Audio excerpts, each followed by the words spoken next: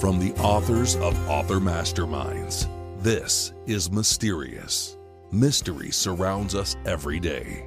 Join us and listen to true stories of mystery, from human behavior to nature, and the physical environment to paranormal experiences.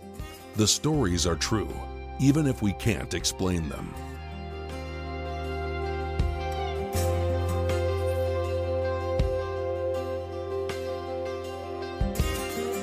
When I hear the words ghost and Christmas, I automatically think about my favorite Christmas story, A Christmas Carol, by Charles Dickens and Scrooge's nightmare evening of being visited by ghosts of Christmas past, present, and future. But did you know other Christmas ghost stories aren't so full of hope and the spirit of the season? You may not, since hauntings are far from most people's minds during Christmas. Some creepy paranormal occurrences tied to Christmas revolve around certain places that, for one reason or another, become haunted at Christmas time and have been so for a long time. England has several such hauntings. So today we are traveling across the pond to the shores of the United Kingdom.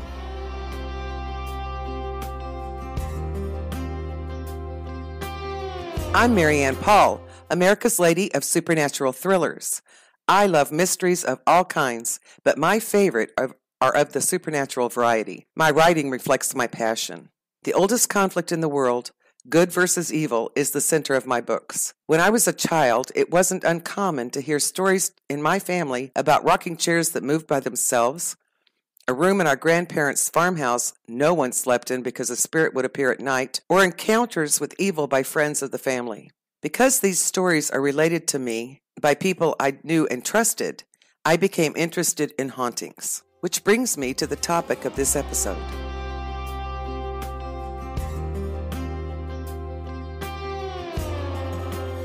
In the early 18th century, highwaymen were notorious and feared in the English countryside. They robbed whoever came their way, and sometimes the robbery went more violently than necessary. Hawkhurst House, some of the more notorious gangs and smugglers at the time, making the place feared along the English coast, namely the Hawkhurst Gang. The Hawkhurst Gang was a criminal organization involved in smuggling throughout southeast England from 1735 until 1749. This infamous gang of the early 18th century extended their influence from Hawkhurst to their base in Kent and along the south coast, where they successfully raided the Custom House in Poole, England. Named after the village of Hawkhurst, the gang was first mentioned as the Hawkhurst Gang in 1735. The gang was based in the Oak and Ivy Inn in Hawkhurst. A secondary headquarters was the Mermaid Inn in the town of Rye, where they would sit with their loaded weapons on the table. Many local legends and folklore are based on the alleged network of tunnels built by this gang. However, many hidden cellars and remote barns could have been used for storage, so it is unlikely that tunnels would have been needed during that period when large armed gangs operated openly, often riding through the larger towns in daylight. Unlike other gangs, the Hawkhurst Gang left its mark through the centuries into the present day after its demise in the way of a haunting. The story occurs on a road named for the infamous thieves. Hawkhurst Road is an ordinary road like any other in the area, with one exception. On one dark Christmas Eve in the 18th century, a notorious highwayman named Gilbert stopped a horse-drawn carriage carrying a man and his daughter. According to the tale, the bandit ordered the father and daughter to step out of the carriage so he could strip them of their possessions and valuables. The horses spooked and galloped away before he could get to the father, leaving the daughter alone with this murderous thief. To make matters worse, the girl realized the same highwayman had stopped her brother's carriage and murdered him in cold blood a year earlier. This young woman was no victim. When she recognized Gilbert, she refused to see such a fate befall herself. Enraged and afraid, she pulled a knife from her bag and lashed out, plunging the implement deep into Gilbert's side. As the highwayman clutched his bleeding wound, the daughter ran into the surrounding wilderness without looking back. Sometime later, the coach returned to find the highwayman sprawled out along the side of the road in blood-saturated mud, having succumbed to his wounds. The father and others returned and unceremoniously buried him on the same spot in the shallow, unmarked grave. Supposedly, they found the daughter cowering amongst the moon-touched trees, and she was stark raving insane. Locals say the tall, shadowy form of a highwayman, Gilbert, stalks the road to this day, terrifying motorists. Every Christmas Eve, that fateful night plays out again and again, as if on an eternal loop, perhaps imbued into the very location itself and only visible on this one night.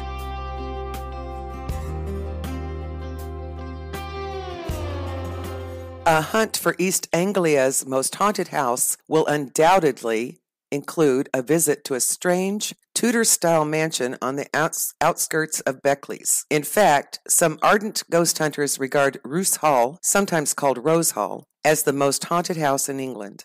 Built in the 16th century, it is an imposing building.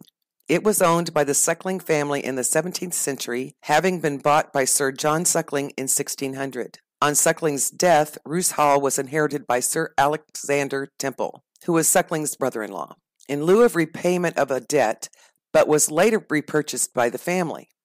It subsequently passed to the Rich family following the marriage between Sir John Suckling's widow and Sir Edwin Rich. Some say it has an indefinable, eerie ambience. To add to this atmosphere, it is said to have the devil's footprint imprinted on one of its cupboards. Across the lawn, about 100 feet from the driveway, stands a giant oak tree with a fence preventing anyone from getting too close to its girthy trunk. The reason for the tree's fencing off is because of its local historical significance, which leads me to one of Roos Hall's petrifying tales. Before the tree was planted many centuries ago, a gibbet, a type of scaffold, stood in its place. A gibbet was once a form of public execution which involved the unfortunate person being locked in a metal cage and left to die from exposure to the elements. The gibbet on the grounds of Roos Hall facilitated the deaths of hundreds of local criminals and was eventually replaced by the oak tree, which served the same purpose, but by way of hanging. Perhaps the tree contributes to the many ghost stories originating from Roos Hall. It's said that on occasion, a lady dressed in white can be seen at the spot where she died, walking around the tree 6 times in an attempt to summon the devil. Far away from the tree and facing the building itself, visitors have reported being startled by the face of a young, pale girl who creepily appears in one of the upstairs windows. She is seen waving from the window. It is also reported that a phantom hound prowls the grounds. But the most exciting and frightening haunting occurs on Christmas Eve. Legend is that every Christmas Eve, the intimidated presence of a ghostly phantom coach, pulled by 4 snorting jet black horses, will manifest out of the thin air in the night and speed down the road and up the estate's driveway. The male phantom is missing his head in the driver's seat. This supernatural movie plays the following Christmas Eve again. The coach never makes a sound, and it vanishes just before reaching the hall proper. The identity of this headless coach driver and why he should appear only on Christmas Eve upon a carriage pulled by demonic black horses is a mystery. Still, it has become a famous piece of paranormal legend in the area.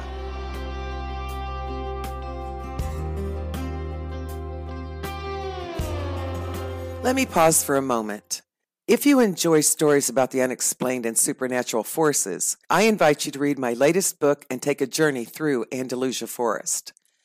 Andalusia is a theme park that once bustled with excitement, but now lies abandoned, steeped in mysterious legends and tales of hauntings. This once-beloved destination is still imbued with a captivating allure, a magnet for both treasure seekers and the curious. In this intriguing setting, a tenacious ghost hunter, Chloe Melbourne, teams up with the adventurous iconoclast trio of Kat, Ken, and Bart. What starts as a straightforward mission to locate a missing friend quickly becomes an exploration of the forest's deeper secrets. No longer home to the whimsical creatures that once danced in the minds of its audience, Andalusia Forest reveals chilling truth hidden in its shadows. Why not embark on this exciting journey? The gates are open for those willing to venture into the unknown. You're invited to discover the enigmatic entities that inhabit these haunted woods. With a balanced blend of whimsy and reality, the tale of Andalusia Forest offers a thrilling yet measured experience.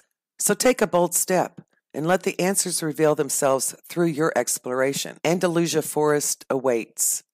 Will you heed the call? Andalusia Forest is now available for purchase on Amazon, Barnes & Noble, and where good books are sold. Check the show notes for the links.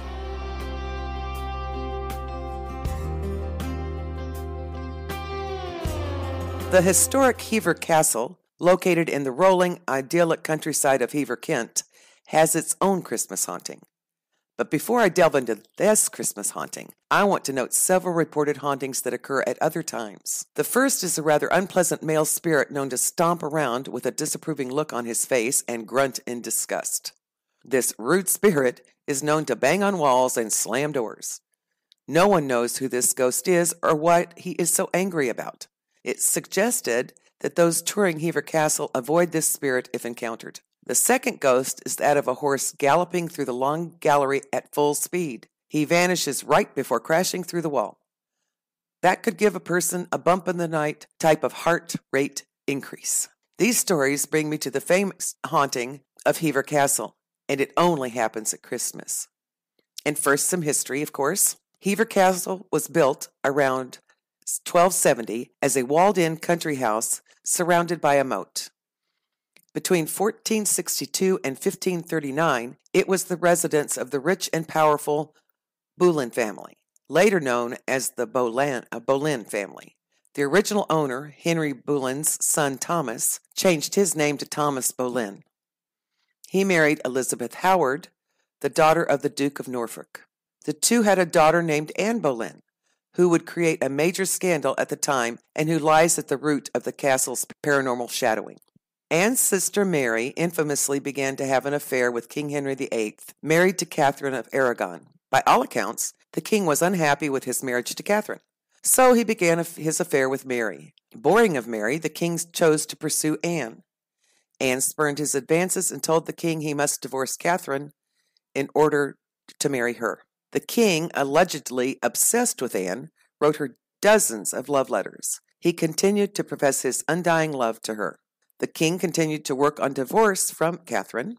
While waiting for the divorce, King Henry made Anne the Marchioness of Pembroke and gave her money, royal lodgings, and much else. Anne eventually gave in to his advances. She became pregnant with King Henry's child. They secretly married in 1533, and then she did become queen. The two had their child, Elizabeth, and continued to defy all those who wanted to see them separated and who called her coronation an abomination.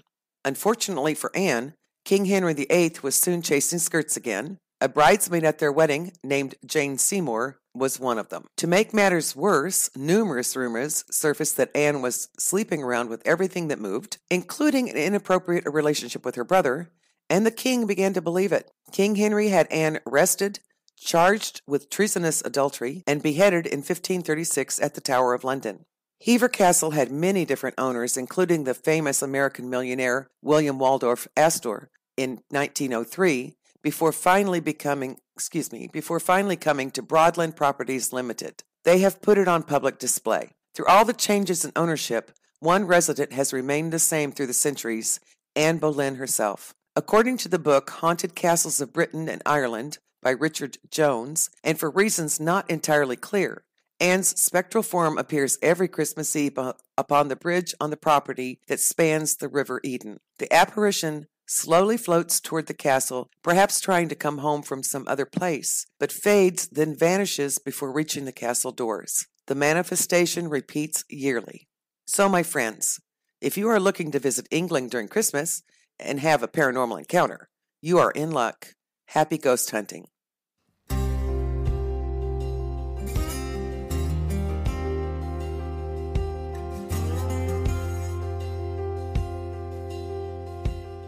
If you enjoyed this podcast episode, please check out the show notes. You will find links to the Author Mastermind store and Readers and Writers Book Club. You will also find more about me and where to acquire my books, including my newly released 5th book, Andalusia Forest, now available for purchase on Amazon, Barnes & Noble, and where good books are sold.